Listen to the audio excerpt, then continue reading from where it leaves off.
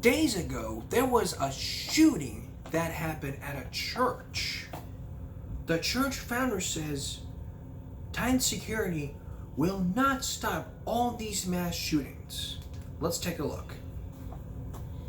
We'd like to buy 8,000 windfall tickets. I want to help you first. Something like this happens, security comes to the forefront. Tonight, the founder of St. Stephen's, Douglas Carpenter, speaks about church safety. ABC 3340's Bobby Portavant joins us now. Bobby, Carpenter has shared his thoughts on how churches need to approach security. Carpenter tells me that churches and its members should take a deeper look at mental health. Retired minister Douglas Carpenter founded St. Stephen's Episcopal Church in Vestavia Hills 49 years ago. He is heartbroken by Thursday's shooting that killed 3 people. He knew all of the victims. I'm just worn out thinking about it and responding to it. He is still a member of the church. Parents who attend the church are coming to him with worries. The children have told them they're afraid to go to church now because they got killed, but the same parents are also saying that children are afraid to go to school now because they might get killed. He doesn't believe tightened security at churches is the answer. If it's something that we're not doing now, the only solution I can see is to be more attentive to mental health. Carpenter says churches should continue to welcome anyone into the church, but be aware of odd behaviors. And I think the important thing for us to realize is how we respond to things that happen is what's in our control. And it's really important, I think, for this congregation now to figure out how to respond to this shooting that went on. Carpenter tells me he doesn't know the suspected shooter, Robert Smith, but he is a trained counselor, and he'd like to sit down and talk to him and hear more about what happened that night. Live in the newsroom, Bobby Portavant, ABC 3340 News. And I never went to church, so in my opinion, and you know the old saying, everybody's entitled to their opinion. There needs to be security, or churches should not be allowed to carry guns. The only people who can is the pastor. That's all. Churches should not be able to allow open carry in the church. But a lot of pastors are going to disagree with me. In fact, I know one pastor who I met for 4 years, a great guy.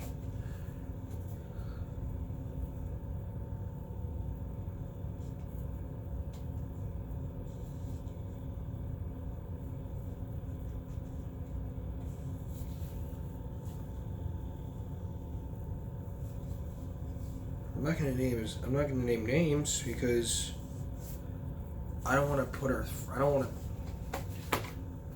throw away our friendship.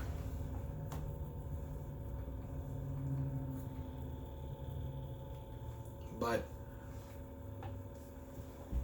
churches should not be allowed to have guns. Period. Church is a place to pray. Rock and roll on Saturday and then ask for forgiveness on Sunday. That's how it was back then.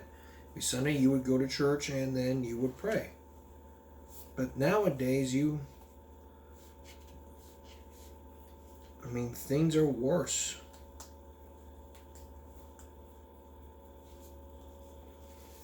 Things are like now a lot worse with crap like this happening. No one ever thinks. They just like, I hate church. Bam, bam, bam, bam. That's how it is with these people. So what I think needs to happen, not increase security,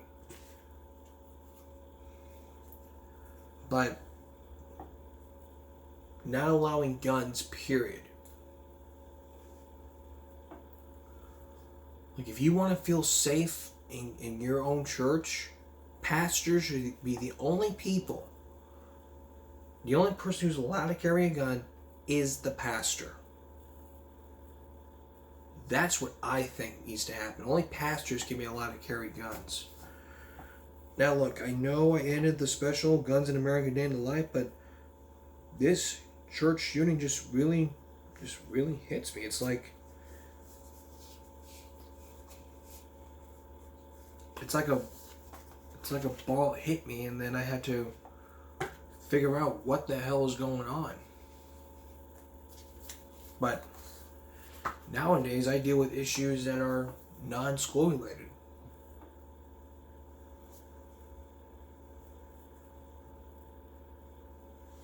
And our back to school is not going to happen for at least 2 weeks. 2 weeks from July. Like I said, we're going to have new episodes on my old channel in July. July 1st, we're going to have an interview with the person that's a counselor, and she's going to tell us what we can do. And I look forward to that. Then probably sometime we're going to be telling you about pool safety. That's a show I'm looking forward to. Talking about pool safety from outside the pool. I haven't done that, but hopefully I can. I don't know if I will. It's right. I mean, the pool's right from the police station. I don't know if I'll get caught, but I'll let you know. Okay, have you tried to schedule your flights? Well, your flights may be canceled. I'll tell you why after the break. Up front tonight, the travel chaos. If you're planning on scheduling your travel dates for the holidays, it may be canceled, and we'll get to that in just a minute. I want to tell you about the staff shortage at the airlines. Let's take a look. Let's turn now to the travel chaos heading into the holiday weekend. Airlines have canceled more than 3,000 flights and delayed another 14,000 more in the U.S. over the last 2 days as the summer travel season kicks into high gear. Pack your patience as long lines and hours-long delays are the norm in both airports here at home and around the world. Weather and staff shortages are the main cause. CBS's Errol Barnett is at Newark, where a quarter of the flights were delayed today. Very irritated, ready to get on a plane and get to my final destination. From long lines at LaGuardia to cancellation boards in Boston, some flyers are experiencing a painful start to the long weekend. I sat with 4 hours on the runway here. We have been at various airports today for over 12 hours. Since Thursday, more than 3,000 U.S. flights have been canceled, mostly due to weather, dwarfing the 2,700 cut over Memorial Day weekend. We're supposed to go to London for a trip for my wife and I, and now our trip's getting cut short. Travelers in Europe are also suffering, with mass cancellation plaguing flyers at London's Gatwick and Amsterdam's Schiphol airports, which implemented limits on passenger traffic. The staffing problem, especially for pilots and flight attendants, is a major factor. Travel analyst Henry Hardevelt says stateside it may be months before things improve. I do believe that the airlines will be better staffed by the end of the year. Transportation Secretary Pete Buttigieg called a meeting with airline CEOs Thursday to ensure people get where they need to be this summer. And all this comes as average air ticket prices continue to pinch, up $100 compared to this time last year. Is it fair to describe flying in America now as paying more for less? Airlines are selling every seat they possibly can. People aren't being served as well as anybody wants, certainly not as well as passengers expect. Now, with the 4th of July holiday weekend fast approaching, there's just no indication we've seen the last of these mass cancellations. And so travel experts suggest protecting yourself. Book direct routes, add flight insurance, and as painful as this sounds for some of us, show up at the airport an hour earlier than you're used to, Nora, because commercial aviation remains as unpredictable as ever. You must know me, Errol. I have trouble getting to the airport early. Thank you. We'll tell you about airport insurance in just a minute, but let's look at the hundreds of flights canceled. Lately, I've been waking up in the middle.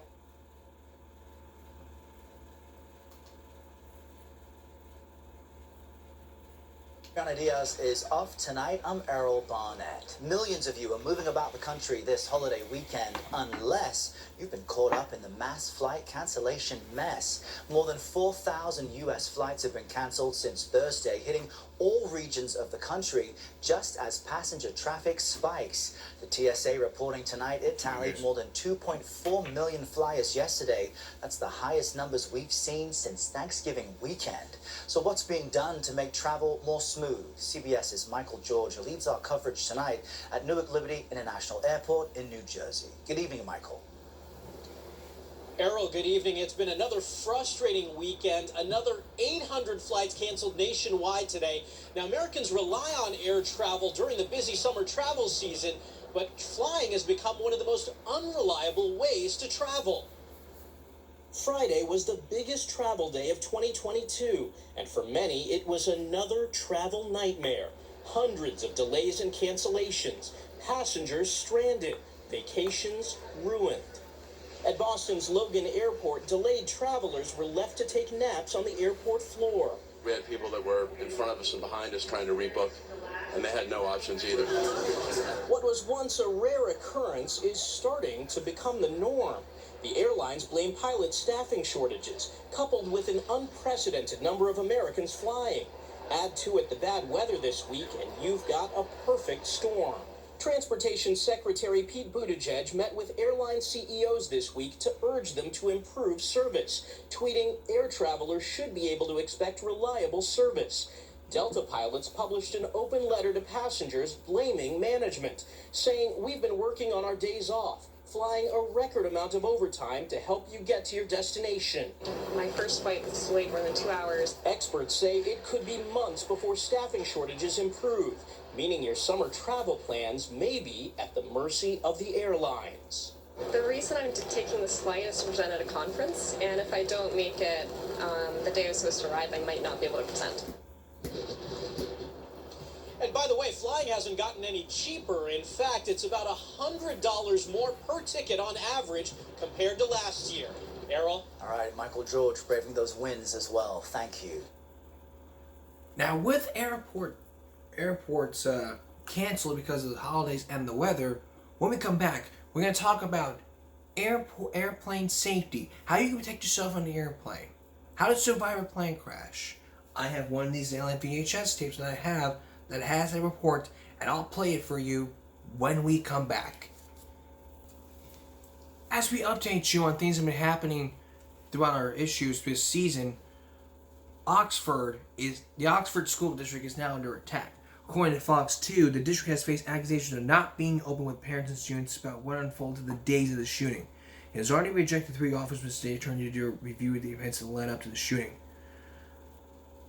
Tate Marie's family sued the school district, its employees, and Ethan Crumley in January. There are now 3 to 4 separate lawsuits here. In new motions filed Thursday, the Oakland County prosecutor lambasted the parents over attempts to have the trial moved to a different county. The trial is set in September, and we'll keep you posted as it goes along. Give Me a Break continues in just a moment. With airports canceled because of weather, the issue here is about plane crashes. If you're traveling and you're surviving an airplane crash, you may know the rules. But how do you survive this? The answer is right here. An old Dateline video that I had for years. I got this on eBay for a good price. And I've been waiting to show it to you. I've been waiting to show this to you. So, in the words of the Angry Video Game Nerd,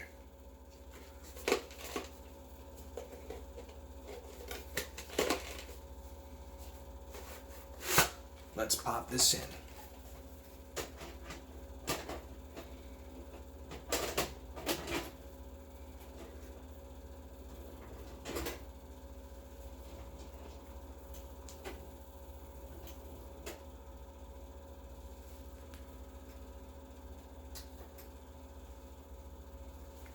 Oops, must have plugged in the wrong cord.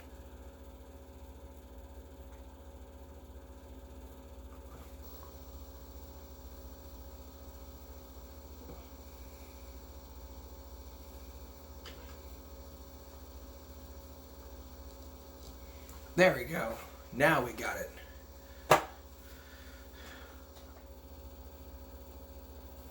press for it in a bit.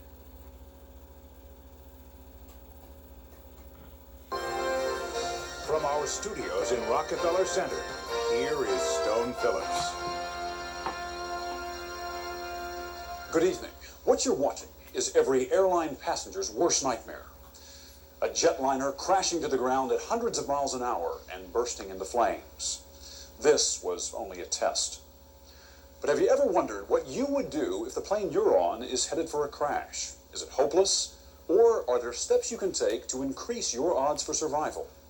Tonight, the secrets most travelers simply aren't aware of that can help you get out alive. Here's John Scott. Sioux City, got an emergency for you. Be advised, this is now an alert 3. I got a United aircraft coming in, lost number 2 engine. And let's get control of this airplane. We're going to put it down wherever it happens to be. He's coming down real fast. Okay, all right, come on. He's on fire. The initial impact was like we had fallen out of the sky. July 19th, 1989. Everything went black and there was smoke and you could hear people screaming. United Flight 232. I started thinking, we are going to slide down this runway forever. Sioux City, Iowa. And I said, oh God, where is the other part of the aircraft? Anyone who witnessed the crash of Flight 232 could only believe that everyone had died in that flaming horror.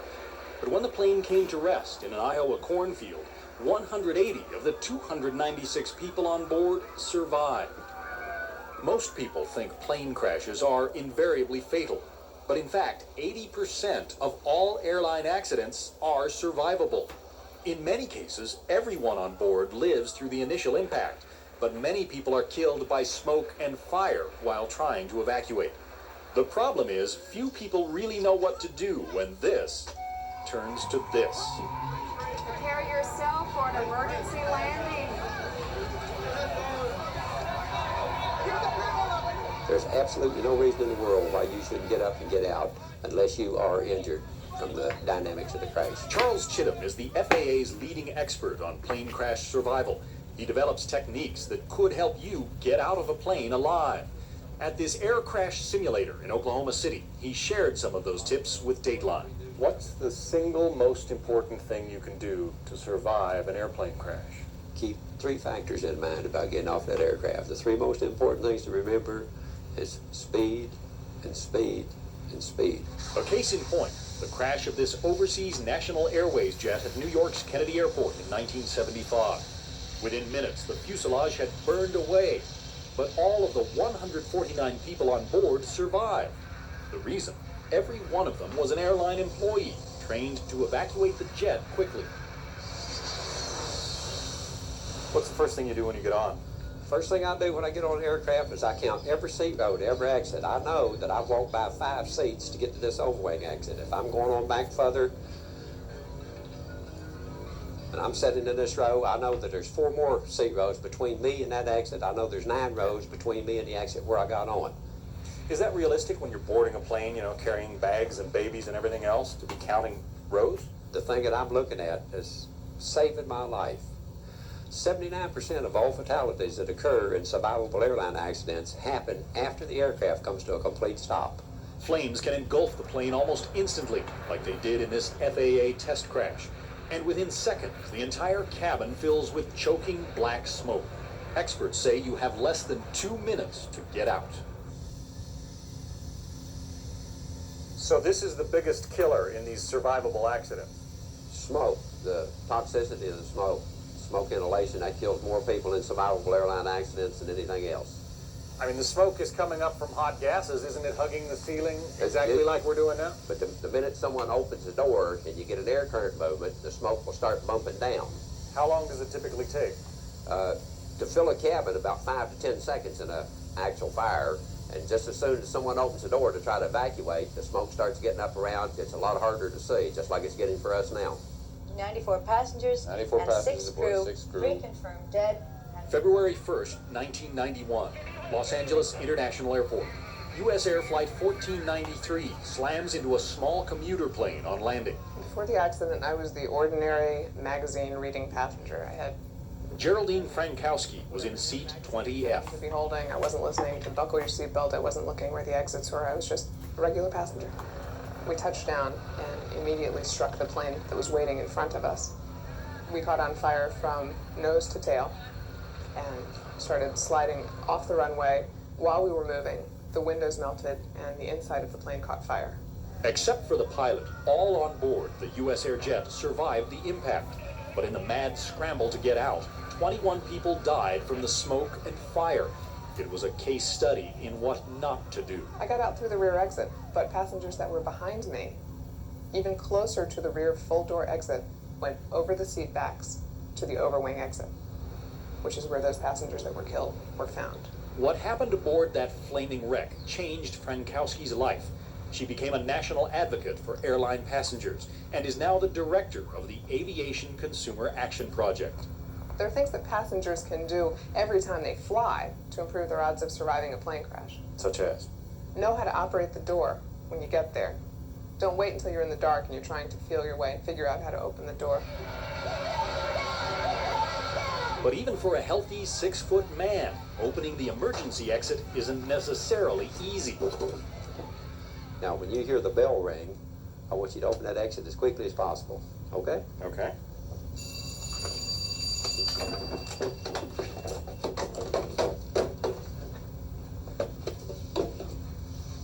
So how'd I do?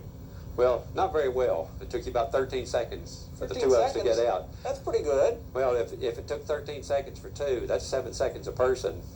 It would take you 700 seconds to get 100 people through that door like that, and that's not good at all. You'd probably die before the last one got out. The right way? First of all, stay seated. So the furthest hand goes on the top. On the top. And bottom, and the near one hand down to on the bottom. That's it. All right.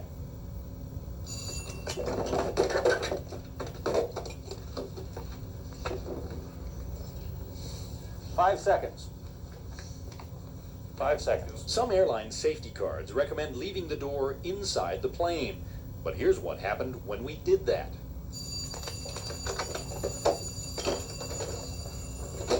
That thing's a bit of an obstacle. Holy crap! For me, I'd put it outside. You can see what can happen, how it obstructs anyone coming along the aisleway after that. Blocked everybody else from getting No out. one else would have been able to get out.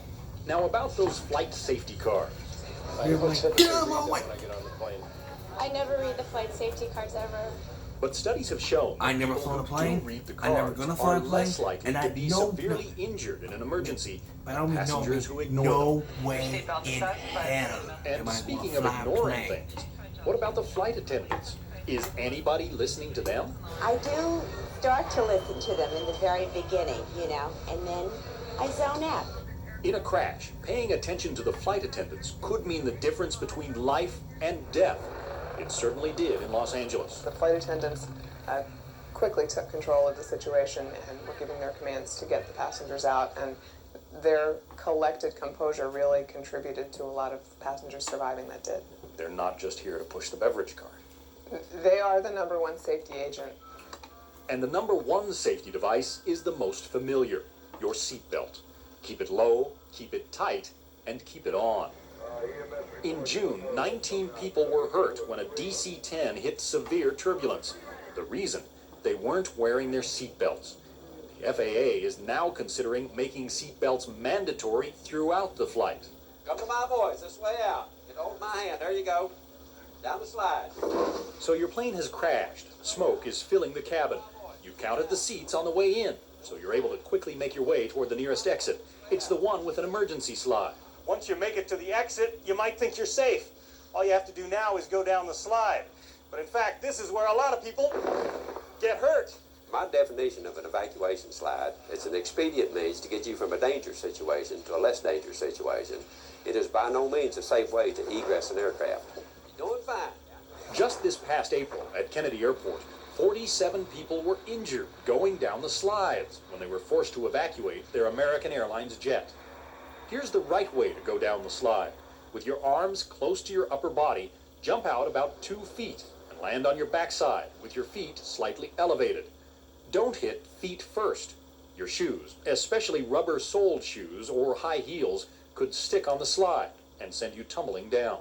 Another reason people get hurt on the slides, some try to carry their luggage off. If you had an emergency on an airline and you're out trying to retrieve your carry-on luggage, you're going to slow down the people trying to get out of the aircraft. If you have an aggressive person that knows what they're doing, he's not going to let you slow him down. He's going to probably knock you for a loop. You don't own a material possession worth losing your life over. And I'm quite certain you don't own one worth me losing my life over. Exactly. And there's something else that affects your safety, something most passengers don't even think about. Your travel safety begins at home with your selection of garments. Linda Pearson of Safe Air Services teaches crash survival techniques.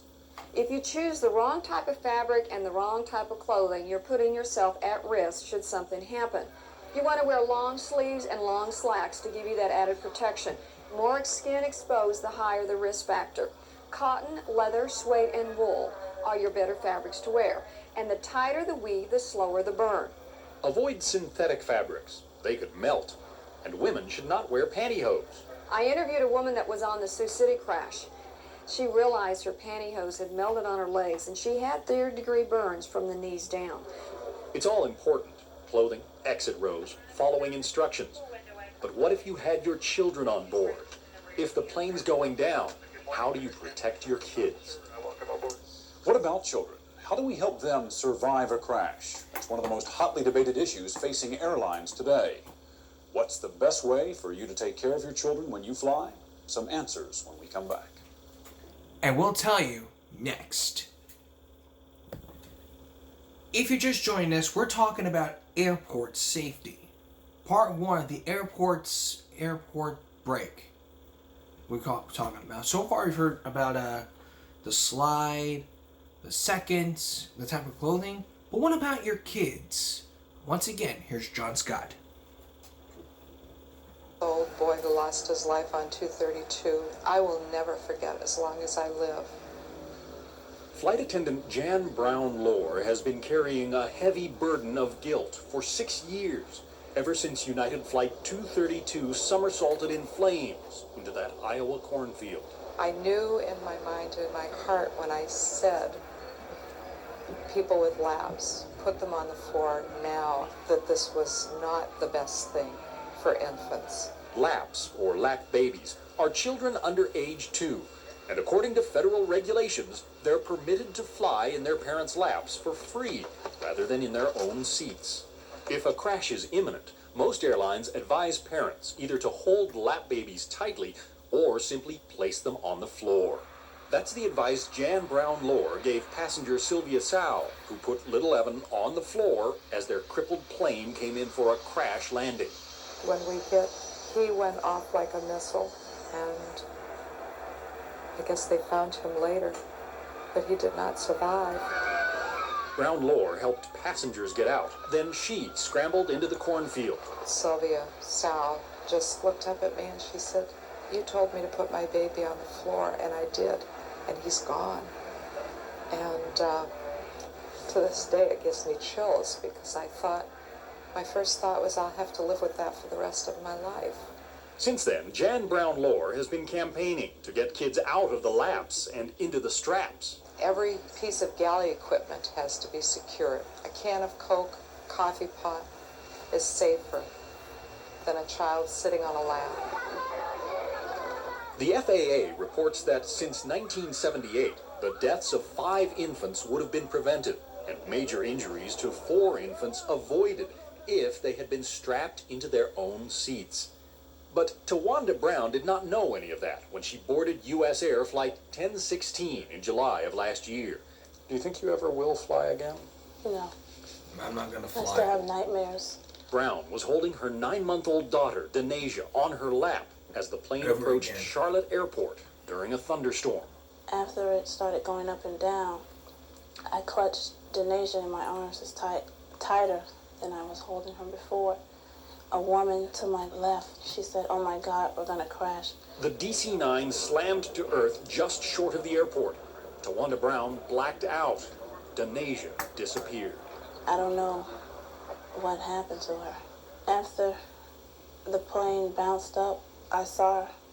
It's like something lifted her out of my arms. That something was the powerful G-forces the human body must withstand during an airline crash. For instance, this infant here, if you had that infant on your lap and you were taxiing up to the terminal and the aircraft was traveling along at about 20 miles an hour or so and you happened to hit something, the same infant, when you happen to hit him, That's what would happen at about 20 miles an hour when you hit something and stop. That's how heavy that infant would become. So here's a 2-year-old that would have the same amount of weight on him from the G-forces induced by that aircraft stopping real suddenly. See if you can pick him up.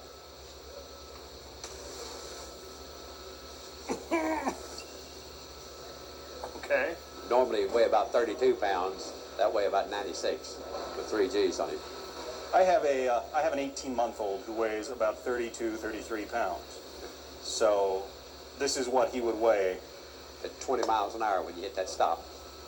Man.